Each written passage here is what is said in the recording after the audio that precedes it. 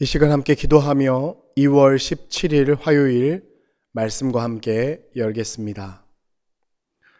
사랑과 은혜의 주님, 설 명절로 분주한 중에서도 먼저 하나님을 기억하고 하나님을 찾고 하나님께 부르짖게 하여 주시니 감사합니다. 우리를 가장 선하게 이끌어 주시는 하나님 안에서 한 해를 시작하게 하여 주시고 2026년 모든 날 모든 순간 말씀과 기도로 하나님과 동행하는 삶 살아가게 하옵소서. 명절을 지내며 저희 마음을 정갈하게 정돈하게 하시고 가족을 향한 마음, 이웃을 향한 마음, 무엇보다도 하나님을 향한 마음이 더 뜨거워지게 하옵소서. 새벽 찬미, 새벽 기도, 새벽 봉헌 기쁘게 받아주시고 예배하는 모든 이들의 삶을 선대하여 주옵소서. 예수 그리스도 이름으로 기도드리옵나이다. 아멘. 오늘 우리에게 주시는 하나님의 말씀은 마태복음 14장 13절에서 21절까지의 말씀입니다. 주님, 감사합니다. 이 시간에는 19절부터 21절 말씀만 봉독하겠습니다. 무리를 명하여 잔디 위에 앉히시고 떡 5개와 물고기 2마리를 가지사 하늘을 우러러 축사하시고 떡을 떼어 제자들에게 주심에 제자들이 무리에게 주니 다 배불리 먹고 남은 조각을 12바구니에 차게 거두었으며 먹은 사람은 여자와 어린이 외에 5,000명이나 되었더라. 아멘. 인생을 살다 보면 사람들을 만나고 싶지 않은 순간들이 있습니다. 말을 아끼고 싶고 그저 혼자 있고 싶을 때가 있지요. 마음이 지쳤을 때, 감당하기 힘든 일을 만났을 때 가장 먼저 드는 생각은 잠시라도 조용히 혼자만의 시간을 갖고 싶다는 마음입니다. 오늘 본문도 바로 그런 장면에서 시작하고 있습니다. 본문 13절 말씀 함께 보겠습니다. 예수께서 들으시고 배를 타고 떠나사 따로 빈들에 가시니 무리가 듣고 여러 고을로부터 걸어서 따라간지라. 아멘. 오늘 말씀의 시작은 이렇습니다. 예수께서 들으시고 배를 타고 떠나사. 그렇다면 대체 예수님께서 들었던 소식은 대체 무엇이었을까? 바로 오늘 본문 직전에 기록되어 있는 헤롯 왕에 의해서 잔인하게 살해된 세례 요한에 대한 소식입니다.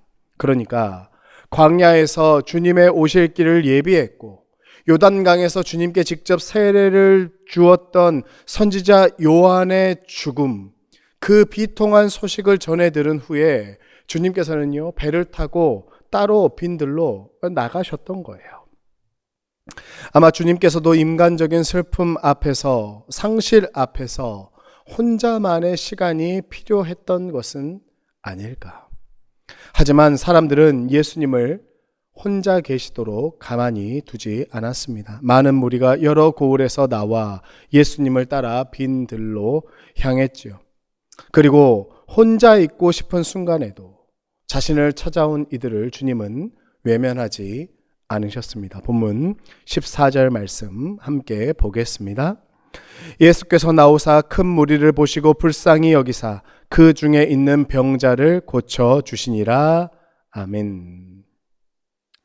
성경은 주님께서 자신을 향해 나온 큰 무리를 불쌍히 여겼다고 기록하고 있습니다. 여기에서 이 불쌍히 여기다라고 번역된 헬라어는 스플랑크니조마이인데요.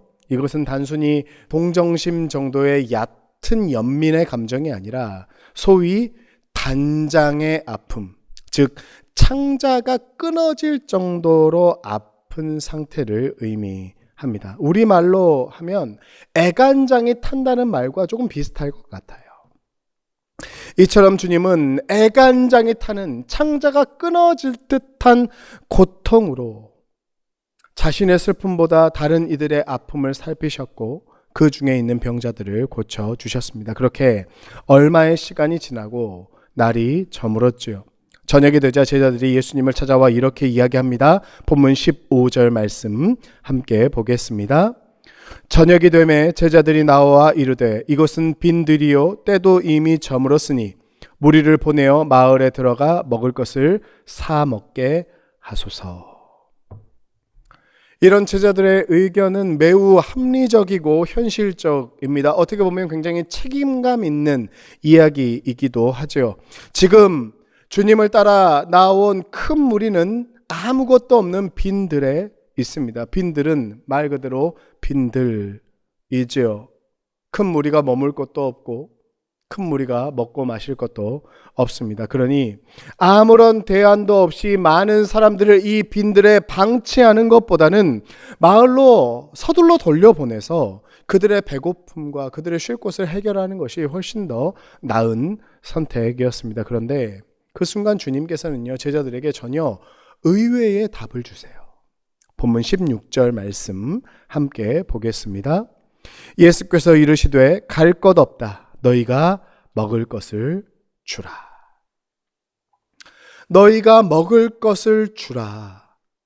이 주님의 대답을 들은 제자들은 당황스러웠을 것입니다. 빈들에 여자와 어린아이를 빼고도 무려 5,000명이 넘는 사람들이 모여 있는데 자신들이 가지고 있는 음식이라고는 물고기 2마리와 보리떡 5개 밖에 없었으니 예수님과 12명의 제자들이 먹기에도 부족한 음식을 지금 누구 코에 붙이겠어요?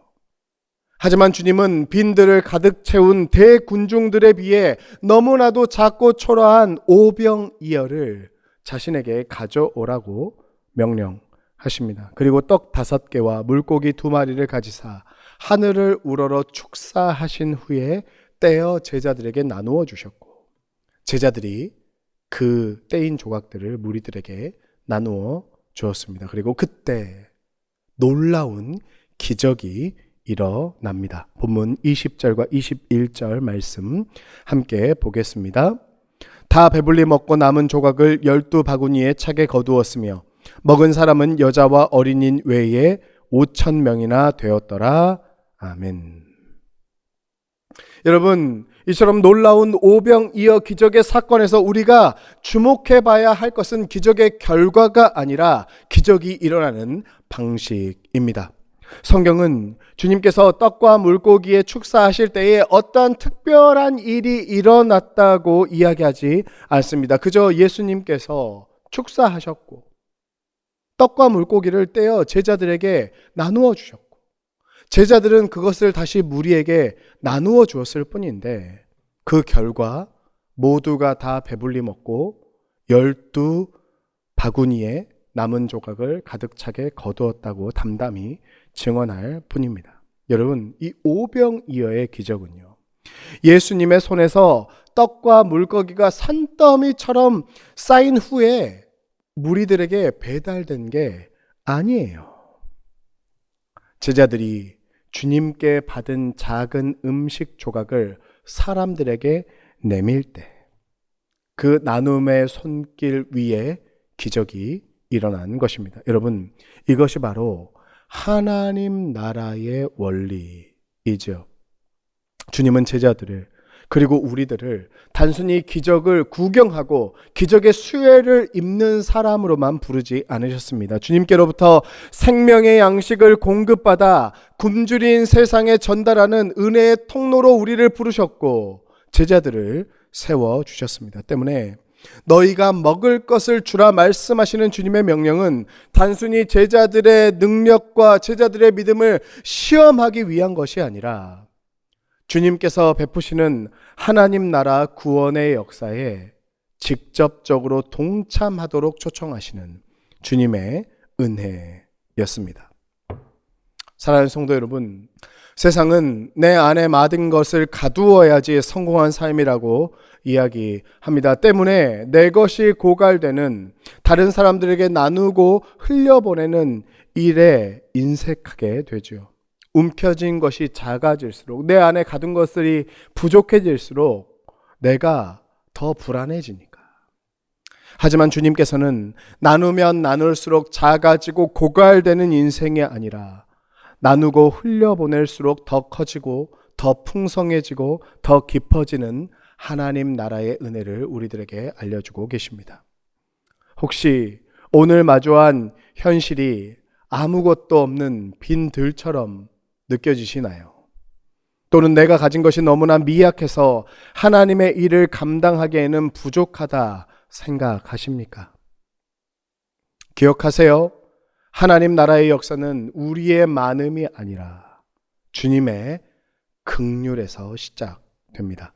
주님은 우리의 자금을 탓하지 않으시고 오히려 그 작은 것들을 내게로 가져오라 말씀하십니다. 그리고 우리의 순종을 통해, 우리의 나눔을 통해 이 세상에 또 다른 오병이어의 기적을 일으켜 주실 것입니다. 바라기는 이 새벽 우리에게 있는 작은 것을 주님께 올려드릴 수 있기를 축복합니다. 그렇게 내 인생의 빈들에서 선포되는 주님의 축사를 기대하며 너희가 먹을 것을 주라 하시는 주님의 말씀에 순종함으로 내게 있는 은혜를 기꺼이 나누고 흘려보내는 우리 과천교회 모든 교우님들 다 되시기를 주님의 이름으로 축복합니다. 아멘. 기도하겠습니다. 사랑과 은혜의 주님, 오늘 오병이어의 말씀을 통해 우리의 삶의 결핍보다 주님의 풍성하심을 먼저 바라보게 하여 주시니 감사합니다.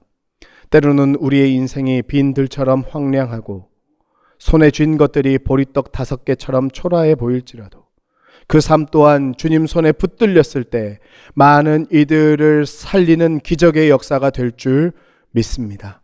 오늘 하루 우리가 만나는 모든 이들에게 주님의 사랑 흘려보내게 하여 주시고 움켜쥐임이 아니라 나눠줌으로 더욱 풍성해지는 하나님 나라 은혜의 신비를 경험하게 하옵소서.